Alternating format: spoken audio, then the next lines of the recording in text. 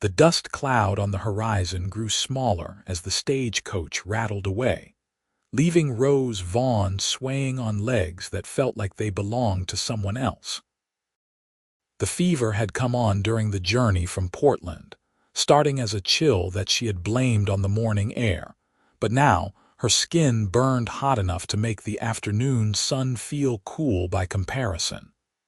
She pressed a trembling hand to her forehead and felt the world tilt sideways. The Stagecoach depot in Centralia, Washington, was nothing more than a wooden platform and a small shack, and the driver had insisted he could not wait any longer for her to recover her bearings. The schedule was the schedule, he had said, tipping his hat with what might have been sympathy or impatience before climbing back onto his perch. Rose tried to focus on the buildings lining the muddy street. It was late summer in 1879, and Centralia was still raw and new, a logging town that smelled of fresh-cut timber and possibility. She had been traveling to meet her brother who worked at one of the lumber mills, but now she could barely remember why that had seemed like a good idea. Her carpetbag sat at her feet, and she stared at it as though it might offer some solution to her predicament. The world swam in and out of focus, and she felt her knees begin to buckle. "Madam," the voice seemed to come from very far away. "Madam, you all right?" Rose tried to answer, but her tongue felt thick and clumsy in her mouth. Strong hands caught her before she hit the platform, and she found herself looking up into a face shadowed by the brim of a weathered hat. Blue eyes, she thought distantly. Concerned blue eyes. "She is burning up," the voice said, though whether to her or someone else, Rose could not tell. "When did the stagecoach leave her here? Just now." That was a different voice, older and wheezy. "Driver said she took sick on the road, but he had a schedule to keep." Schedule. The word came out bitter. "Help me get her to some shade." Rose felt herself being lifted, cradled against a chest that smelled of leather and horse and the outdoors. She wanted to protest that she was perfectly capable of walking, but the lie died before it could reach her lips. Instead, she let her head rest against the stranger's shoulder and closed her eyes against the spinning world. When she opened them again, she was sitting on a bench in the shade of the depot shack. The man who had caught her was crouched in front of her, and she could see him properly now. He was young, perhaps 25 or 26, with dark hair that needed cutting and a face that would have been handsome if it were not creased with worry. His shirt was faded blue, his vest worn but well-maintained, and there was a gentleness in the way he moved that contradicted the gun belt around his hips. "What is your name?" he asked. "Rose." Her voice cracked. "Rose Vaughn. I am Ethan Marlowe." He pulled a canteen from his belt and unscrewed the cap. "You need to drink something. Small sips." The water was warm and tasted of metal, but it was the most wonderful thing Rose had ever experienced. She drank greedily until Ethan pulled the canteen away. "Not too fast," he said. "You will make yourself sick. Miss Vaughn, is there someone in town expecting you? My brother, Daniel. He works at the mill." The words came with difficulty. "I have his address." Ethan glanced toward the sun, which was already sliding toward the western horizon. "You need a doctor before anything else. Doc Harrison has his practice on the other side of town, but I do not think you can walk that far." "I can walk." Rose tried to stand and immediately proved herself a liar. Her legs gave out and Ethan caught her again, easing her back onto the bench. "No, you cannot." He looked at her for a long moment, something working in his expression. Then he seemed to come to a decision. "My horse is tied up at the saloon. I am going to bring him here, and then I am going to take you to the doctor." "It is not proper, I know. A strange man and all, but I do not see another choice." Rose wanted to argue, but the fever was stealing her words. She managed a small nod, and Ethan squeezed her shoulder briefly before standing and striding away. The old man who had spoken earlier emerged from the shack with a ladle of water. "You drink this too," he said, not unkindly. "That Marlowe boy, he is good people. You are in safe hands." Rose drank, and the world went hazy again. She was aware of sounds, voices, the clop of hooves on packed earth. Then Ethan was back, leading a tall bay horse with a white blaze down its face. The animal looked at her with dark, intelligent eyes. "This is Copper," Ethan said. "He has carried heavier loads over rougher ground. Miss Vaughn, I am going to lift you up now. I will sit behind you so you will not fall. Do you understand?" "Yes." The word was barely a whisper. Ethan gathered the reins in one hand and her carpetbag in the other, looping the bag's handle over the saddle horn. Then, with surprising gentleness, he lifted Rose as though she weighed nothing at all. The world tilted and spun as he set her in the saddle, and she grabbed for the horn with both hands. The leather was warm under her palms, solid and real. Ethan swung up behind her, one arm coming around her waist to steady her. "Lean back against me," he said quietly. "I have got you." Rose did not have the strength to do otherwise. She let herself sag against his chest, feeling his heartbeat steady and strong against her shoulder blade. Ethan clicked his tongue, and Copper moved forward at a careful walk. The ride through Centralia passed in fragments. Rose was aware of buildings sliding past, of voices calling out, of the sun hot on her face.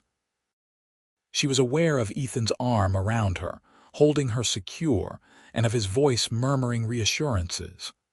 "Almost there," he said more than once. "Just hold on a little longer." The doctor's office was a white clapboard building with a painted sign that read Harrison, Physician. Ethan brought Copper to a halt and called out, "Doc Harrison, I need help out here." The door opened, and a portly man with gray whiskers emerged, wiping his hands on a towel. His eyes went immediately to Rose and his expression sharpened. "Bring her inside," he said. "Ethan, what happened?" "Stagecoach left her at the depot. She has a high fever." Ethan dismounted and reached up to lift Rose down. This time she did not even try to support her own weight. She simply let him carry her, her head lolling against his shoulder. Inside, the office was cool and dim and smelled of carbolic and dried herbs. Ethan laid her on an examination table covered with clean white cloth. Dr. Harrison was already rolling up his sleeves. "You did right bringing her here," he said. "Now step outside while I examine her." Ethan hesitated, and Rose realized with distant surprise that he did not want to leave. "She is alone in town," he said. "Her brother works at the mill, but I do not know which one or where he lives." "I will take care of her," Harrison said firmly. "You wait outside." Rose watched Ethan leave, and then the doctor's hands were on her forehead, her wrists pressing gently against her throat. He asked her questions that she answered as best she could. When did the fever start? Did she have chills? Nausea? A headache? Rose tried to focus, tried to give him the information he needed, but the room kept wavering in and out of focus. "I need to get this fever down," Harrison muttered. He moved around the room, gathering supplies. Rose closed her eyes and let the darkness take her. She woke to the sensation of cool water on her face and arms. The doctor was sponging her down with practiced efficiency, and when he saw her eyes open, he nodded. "You have a bad fever, young lady, but I have seen worse. I am going to give you some willow bark tea for the pain and fever, and you need rest and fluids. Do you have a place to stay in town, my brother?" Rose managed. "Daniel Vaughn. He works at one of the mills." Harrison frowned. "There are 3 mills operating in Centralia right now, and the shifts change at different times. It could take hours to track him down, and you need to be in bed now, not waiting around. I have a spare room here where I keep patients who need watching. You will stay here tonight at least." Relief flooded through Rose, so intense it brought tears to her eyes. Thank you. Thank that young man outside, Harrison said. If he had not brought you here when he did, you would be in a much worse state. Fevers like this can turn dangerous fast. He helped her sit up enough to drink the bitter tea, then eased her back down. I am going to get you settled in the other room. Can you walk with help? Rose tried and found that with the doctor supporting most of her weight, she could shuffle her feet. The spare room was small and plain, with a narrow bed and a single window. Harrison helped her lie down and covered her with a light blanket despite the heat. Rest now, he said. I will check on you in a little while. Rose wanted to ask about Ethan, wanted to know if he was still there, but sleep was already pulling her under. She surrendered to it, and for a time there were only fevered dreams, fragments of images that made no sense. When she woke again, the light had changed. Evening, she thought. The fever was still there, but not as intense, the fire in her blood banked to coals rather than flames. She could hear voices in the other room, low and serious. I found her brother, Ethan was saying. He works at the Western Mill. I told him where she is and he will come by in the morning. He wanted to come tonight, but I told him she was sleeping and the doctor said not to disturb her. That was good of you. Harrison's voice was warm with approval. You have gone above and beyond for a stranger, Ethan. I could not just leave her there. There was something in Ethan's voice, a fierceness that made Rose's heart skip. That stagecoach driver should be horsewhipped, leaving a sick woman alone like that. The world is full of people who put schedules above decency, Harrison said. Fortunately, it also has people like you. Go on home now. She will be fine here. There was a pause, and then Ethan said, Could I just look in on her, just to see that she is settled? Rose heard footsteps, and then Ethan was standing in the doorway, his hat in his hands. The evening light behind him turned him into a silhouette, but she could feel his gaze on her. Miss Vaughn, he said softly, I am glad you are resting. Your brother will be here tomorrow. Doc Harrison will take good care of you. Rose tried to speak to thank him, but the words tangled on her tongue. Ethan seemed to understand anyway. He nodded once, then turned and left. A moment later, she heard the door to the office close. Dr. Harrison appeared, holding a cup that steamed gently. More willow bark tea, he said. And some broth. You need to keep your strength up. The next days passed in a haze. Rose slept and woke, drank the doctor's bitter tea, and ate what she could of the simple food he brought. Her brother Daniel came. His face creased with worry, and held her hand while apologizing for not being at the depot to meet her. The letter with her arrival date had been delayed, he explained, and he had not known she was coming until a cowboy had shown up at the mill asking after him. Daniel stayed as long as the doctor would allow, then reluctantly left to work his shift. He promised to return the next day, but it was Ethan that Rose found herself thinking about during the long stretches of solitude.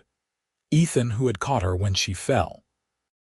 Ethan who had ridden her to the doctor on his horse, holding her safe. Ethan whose blue eyes had been full of concern for a woman he had never met before. On the third day, the fever finally broke.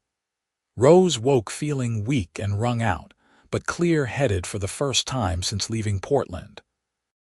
Dr. Harrison examined her and pronounced her on the mend. You will be tired for a while yet, he said. Fevers like that take a toll, but you should be able to move to your brother's place tomorrow if you feel up to it. I feel up to it now, Rose said, and was surprised to find it was mostly true. She was weak, yes, but the terrible burning was gone, replaced by a bone-deep weariness that felt almost pleasant by comparison. Daniel came that evening, bringing fresh clothes that he had bought from the general store. I know they are not as nice as what you probably had, he said apologetically, but I thought you would want something clean. The simple cotton dress and undergarments were perfectly fine, and Rose told him so. Daniel had changed since she had last seen him 3 years ago. He was leaner, browned by the sun, with calluses on his hands from mill work. But his smile was the same, and Rose felt a rush of affection for him. "I cannot believe you traveled all this way to see me," he said. "I wish your arrival had been easier." "I wish that too," Rose said with a weak laugh. "But I am here now and I am better. That is what matters. Daniel, the man who brought me here, Ethan Marlowe, do you know him?" Daniel's expression brightened. "Everyone knows Ethan. He works as a ranch hand at the Copper Creek Ranch just outside town. Good man, honest, quiet but in a thoughtful way, not a sullen way. Why do you ask?" "I want to thank him properly," Rose said. "For what he did." Daniel nodded. "That is fair. I will take you out to the ranch once you are stronger. It is the least we can do." The next day, Rose moved to Daniel's small cabin on the outskirts of town. It was rough but clean, one main room with a sleeping loft and a small kitchen area. Daniel insisted she take the loft while he slept on a bedroll near the stove. Rose protested, but her brother was adamant. "You are still recovering," he said. "You need a proper bed. Besides, I have been sleeping down here for months anyway. I like to keep the stove stoked at night." Rose settled in, spending her days resting and slowly rebuilding her strength. She helped Daniel with small tasks, cooking simple meals and mending his work clothes. The town of Centralia grew familiar to her. The main street with its mercantile and saloon and hotel, the mills that ran from dawn to dusk, the smell of sawdust that permeated everything. It was rougher than Portland, less refined, but there was an energy to it that Rose found appealing. A week after the fever broke, Daniel came home early from the mill with a smile on his face. "I saw Ethan in town," he said. "Told him you wanted to thank him. He is working at the ranch tomorrow, shoeing horses. I said we would ride out there in the afternoon if you felt up to it." Rose's heart did an odd little jump in her chest. "I feel up to it," she said. That night, she found herself fussing over her appearance in a way she had not done in years. The dress Daniel had bought her was plain and practical, but she pressed it carefully and brushed her hair until it shone. She told herself it was simple courtesy, wanting to look presentable when thanking someone for a kindness. But she knew it was more than that. The next afternoon, Daniel borrowed horses from a neighbor, and they rode out toward Copper Creek Ranch. The landscape was beautiful, rolling hills covered in Douglas fir and western red cedar, with the Cascade Mountains visible in the distance. The air smelled of pine and earth, and Rose felt her spirits lift. Copper Creek Ranch was a sprawling operation with a main house, several barns, and extensive pastures where cattle grazed. Daniel led them to a large barn where the sound of hammer on anvil rang out. Inside, a makeshift forge had been set up, and Ethan stood beside it, holding a horse's hoof between his knees as he fitted a shoe. He was hatless, his shirt sleeves rolled up, and there was a streak of soot across his forehead. He looked up as they entered, and his eyes widened when he saw Rose. "Miss Vaughn," he said, carefully lowering the horse's hoof. The animal, a dappled gray mare, stood patiently. "You are looking much better." "Thanks to you," Rose said. She dismounted, waving away Daniel's offer of help, and walked toward Ethan. Now that she was here, she found herself almost shy, unsure of what to say. "Mr. Marlowe, I wanted to thank you for what you did. If you had not helped me, I do not know what would have happened." Ethan wiped his hands on a rag, looking uncomfortable with the praise. "Anyone would have done the same. But they did not," Rose said. "The stagecoach driver did not. The people at the depot did not. You did. You took time out of your day to help a stranger, and I am grateful." Their eyes met, and Rose felt that odd jump in her chest again. Ethan's gaze was steady and direct, with a warmth that made her feel seen in a way she had not experienced before. "I am glad I was there," Ethan said quietly. "And I am glad you are well." Daniel cleared his throat, and Rose realized she had been staring. She felt heat rise to her cheeks and looked away. "I brought some biscuits," she said, pulling a cloth-wrapped bundle from her saddlebag. "They are not much, but I wanted to give you something." Ethan took the bundle, his fingers brushing hers briefly. "You did not have to do that," he said. "But I thank you. I have been eating camp food for so long I have almost forgotten what fresh baking tastes like." They talked for a while longer, safe topics like the weather and the town and the work at the ranch. Ethan explained that he had been at Copper Creek for 2 years, saving money with the hope of buying his own land someday. He spoke with quiet passion about the dream of having a small ranch, nothing grand, just enough to support a family and live free. "That sounds wonderful," Rose said, and meant it. There was something appealing about Ethan's simple, honest ambition, so different from the grand schemes and empty promises she had heard from other men. Eventually, Daniel said they needed to get back before dark, and Rose reluctantly agreed. As they rode away, she found herself looking back and saw Ethan standing in the barn doorway, watching them go over the following weeks. Rose saw Ethan several more times. He came into town on Saturdays for supplies, and somehow they always seemed to run into each other. Sometimes it was at the mercantile, sometimes at the small church that held services in the schoolhouse. They would talk, conversations that grew longer and more comfortable each time. Ethan was not a man of many words, but the words he did speak were carefully chosen and genuine. He asked about her life in Portland, her family, her dreams. And slowly, hesitantly, Rose found herself opening up to him in ways she had not expected. She learned that Ethan had grown up on a small farm in Missouri, that his parents had died of cholera when he was 19, and that he had drifted west looking for a fresh start. He had worked cattle drives and mining camps and lumber operations, always saving, always planning for the future. He was 26 now, and Rose was 23, and somehow those facts seemed significant in a way she could not quite articulate. Daniel noticed, of course. One evening, as they sat outside the cabin watching the sun set behind the mountains, he said, "Ethan is a good man, Rose. If you like him, I approve." Rose felt her cheeks warm. "I barely know him." "You know him well enough," Daniel said, "and he looks at you like you hung the moon. I have seen it. The question is, how do you look at him?" Rose did not answer, but she thought about it long after Daniel had gone to bed. How did she look at Ethan? With interest, certainly. With affection, growing stronger each time they met. With something that might, if she were brave enough to name it, be called love. The realization should have frightened her, but instead it felt like something settling into place, a rightness she had been searching for without knowing it. The next Saturday, Ethan asked if she would like to go for a walk after church services. Rose agreed, her heart hammering, and they strolled through town and out toward the creek that gave the ranch its name.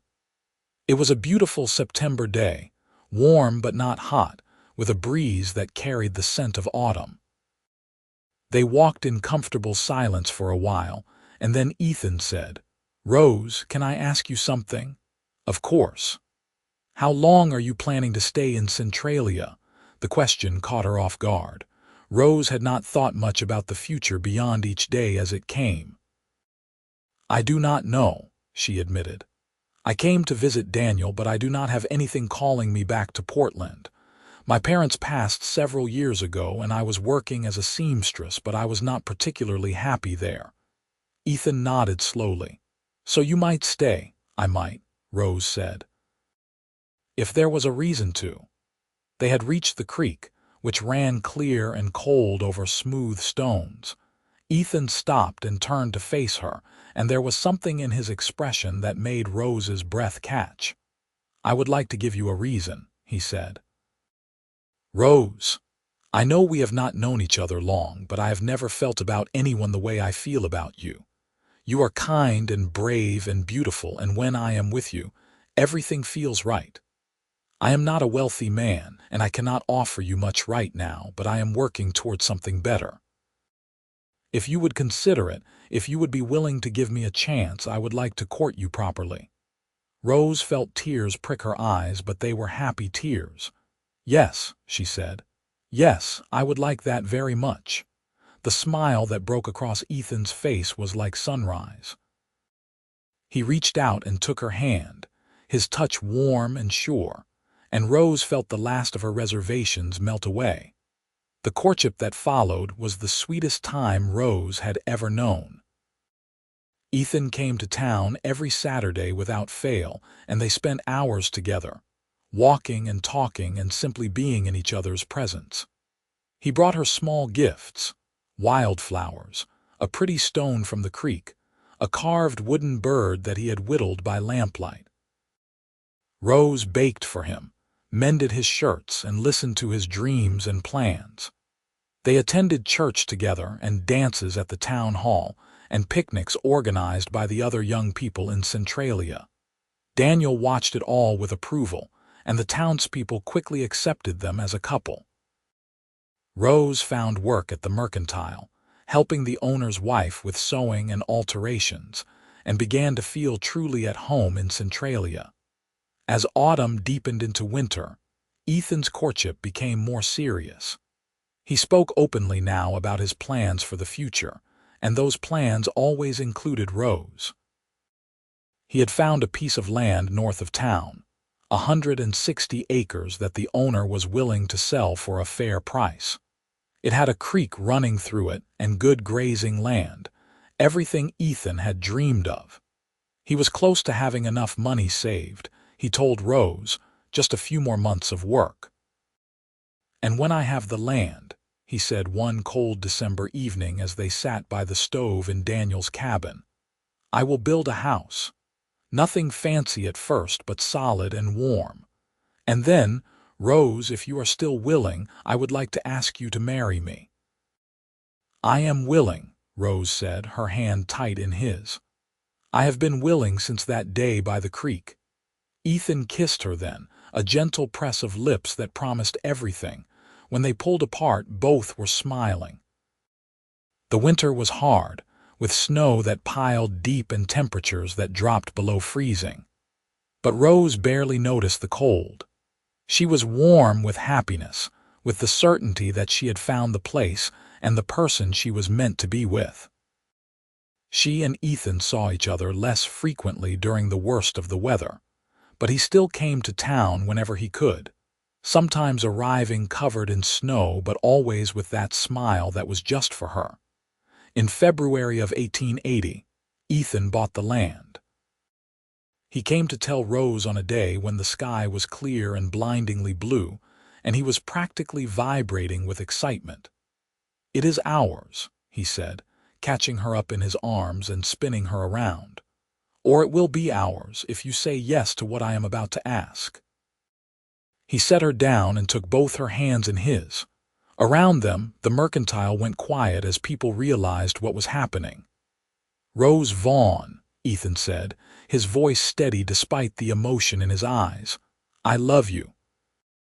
I have loved you since the moment I caught you on that depot platform, though I did not know it then. You are my best friend, my partner, my joy.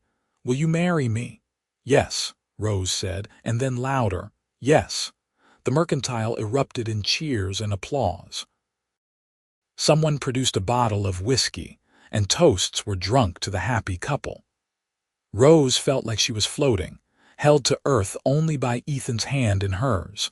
They were married in April, when the wildflowers were blooming and the world felt new. The ceremony was held in the schoolhouse-turned-church, with half the town in attendance. Rose wore a dress she had sewn herself, white cotton with blue embroidery at the collar and cuffs.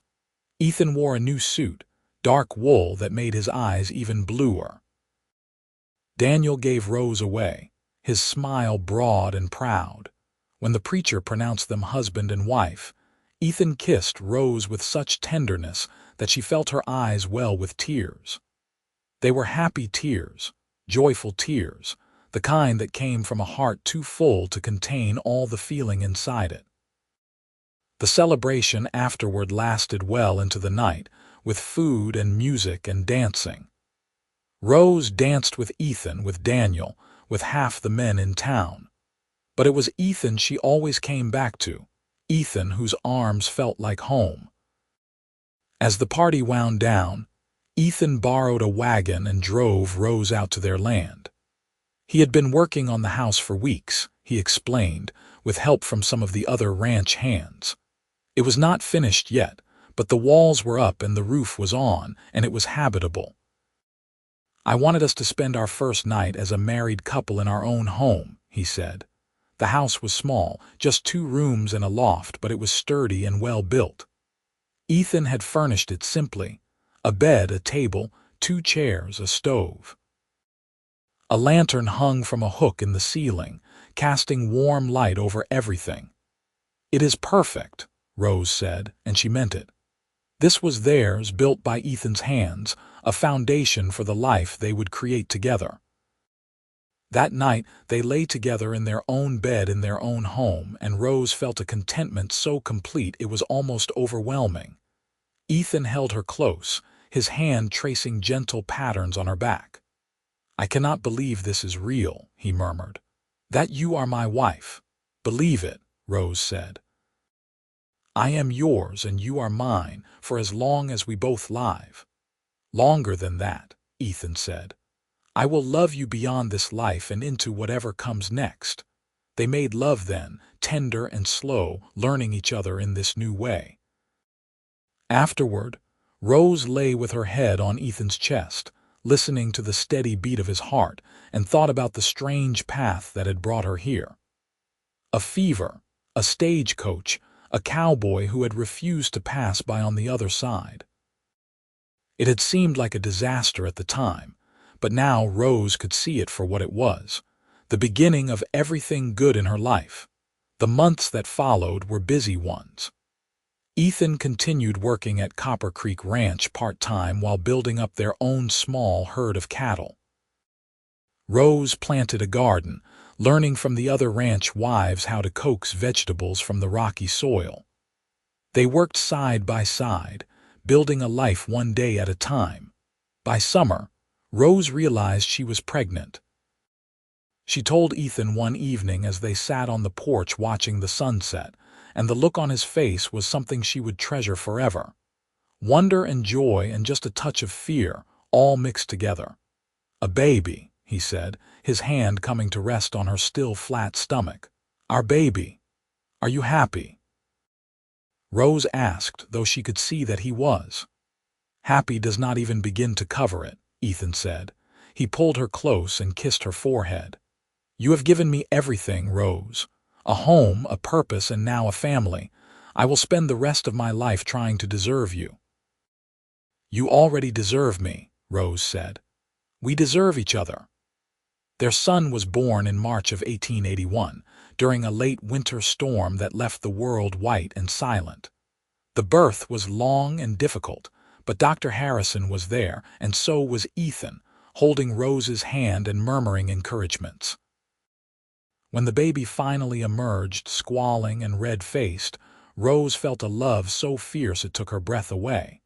"He is perfect," Ethan said, tears streaming down his face. "Rose, he is perfect." They named him Thomas after Ethan's father. Thomas Daniel Marlowe, with dark hair like his father and a temper to match. He grew quickly, a healthy, happy baby who seemed to find joy in everything. Life settled into a rhythm. Ethan built additions onto the house as they needed them, and the cattle herd grew. Rose took in sewing work when she had time, and she and Ethan saved every penny they could. Daniel was a frequent visitor, doting on his nephew with an affection that made Rose's heart warm. When Thomas was 2, Rose became pregnant again.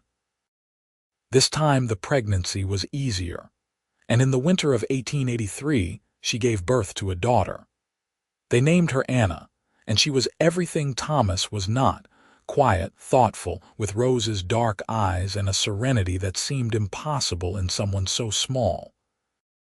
The years passed, marked by small joys and occasional sorrows. There were hard winters and dry summers, sick cattle and failed crops.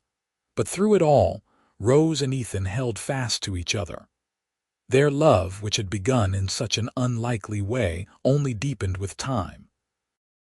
They learned each other's patterns, each other's needs, until they could communicate with a glance or a touch.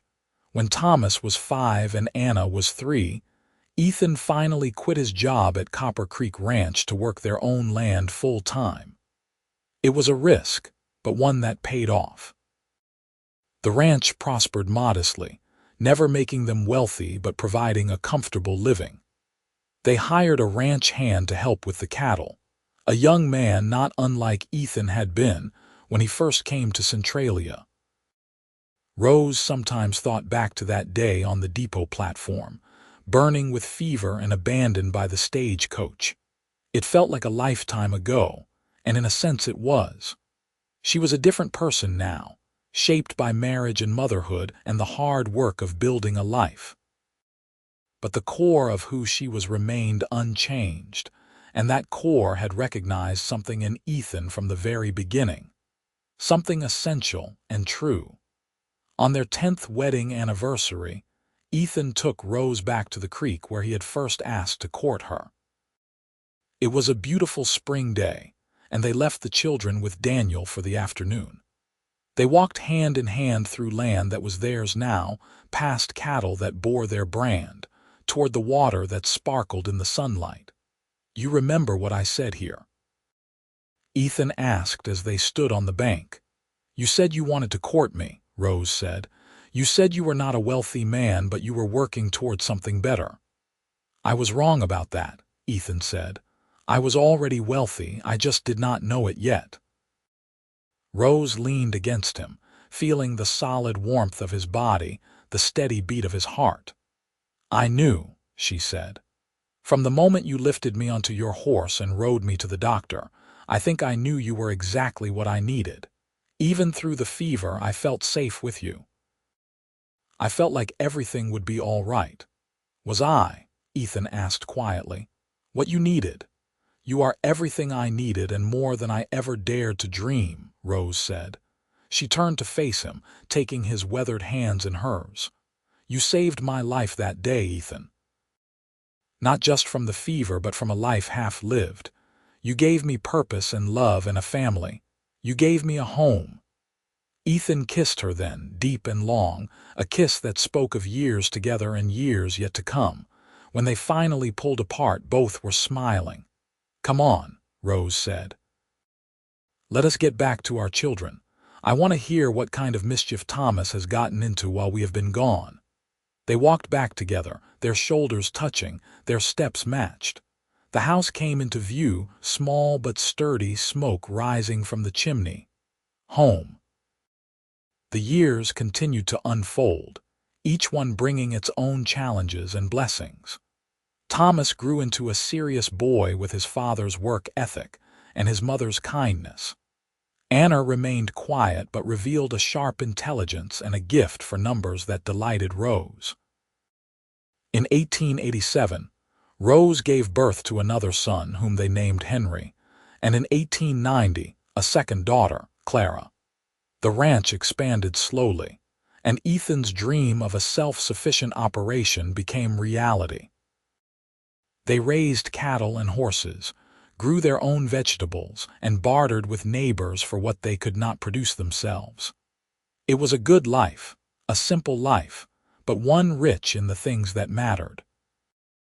Rose kept in touch with people in Portland through letters, but she never felt the slightest desire to return. Centralia was her home now, in a way Portland had never been. She was part of the community, known and respected. She served on the committee that finally built a proper church, and she taught sewing to young girls who wanted to learn. She was happy in a way she had never imagined possible. Ethan, too, became a respected member of the community. He was known as a fair dealer, a good neighbor, a man whose word was his bond. When the town needed help with something, whether it was building a new schoolhouse or tracking down lost cattle, Ethan was among the first to volunteer. He served as a volunteer sheriff's deputy during the occasional trouble, and he was trusted to mediate disputes. But it was at home that Ethan truly shined. He was a devoted father, patient and kind, who taught his sons to work hard and his daughters to value themselves. He made time for each child, listening to their concerns and celebrating their triumphs. And he never, not for a single day, took Rose for granted. He courted her still, bringing her wildflowers and leaving love notes where she would find them. He held her hand when they walked, and he kissed her goodnight every evening without fail.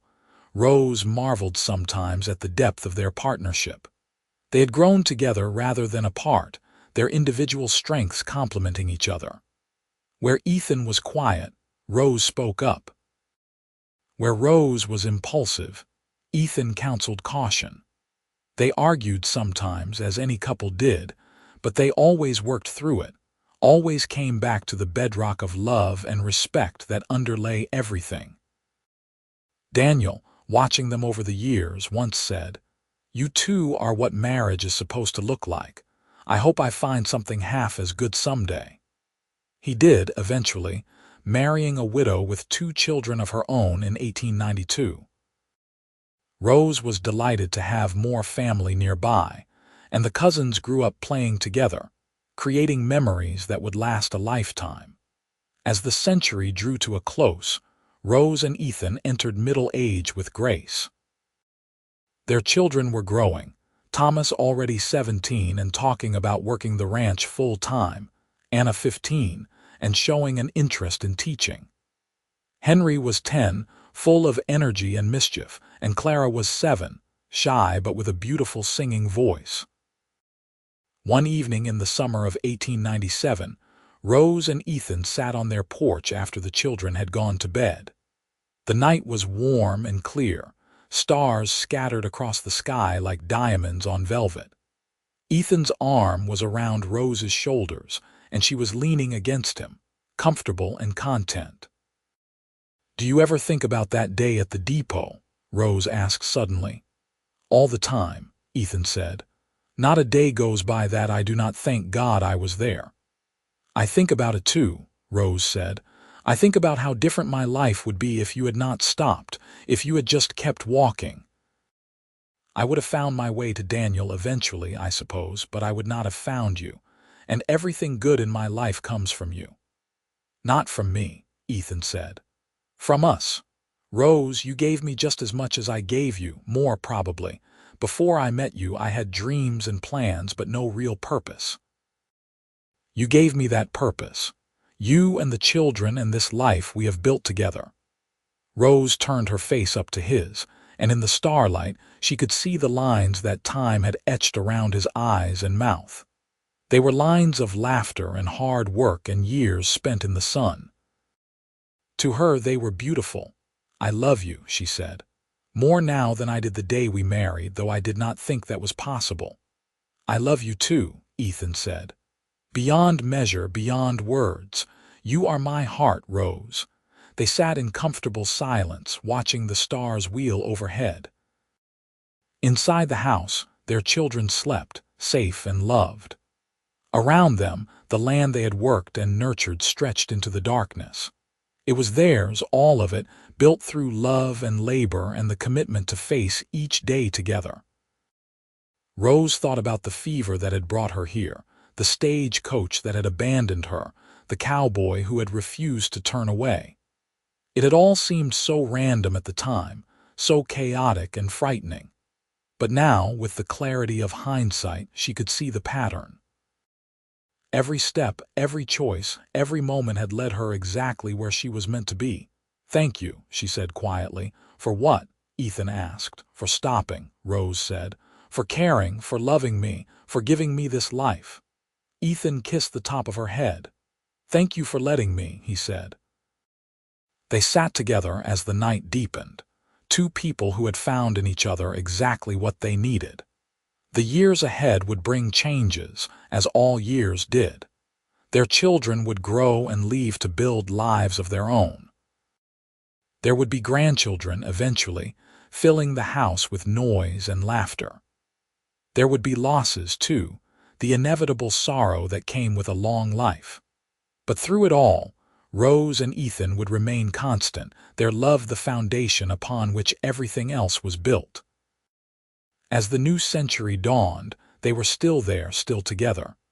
Thomas took over more and more of the ranch work, allowing Ethan to slow down. Anna did become a teacher, beloved by her students. Henry decided to study engineering, a decision that surprised everyone, and Clara married young to a kind man who cherished her. Rose and Ethan became grandparents for the first time in 1903, when Thomas and his wife had a son.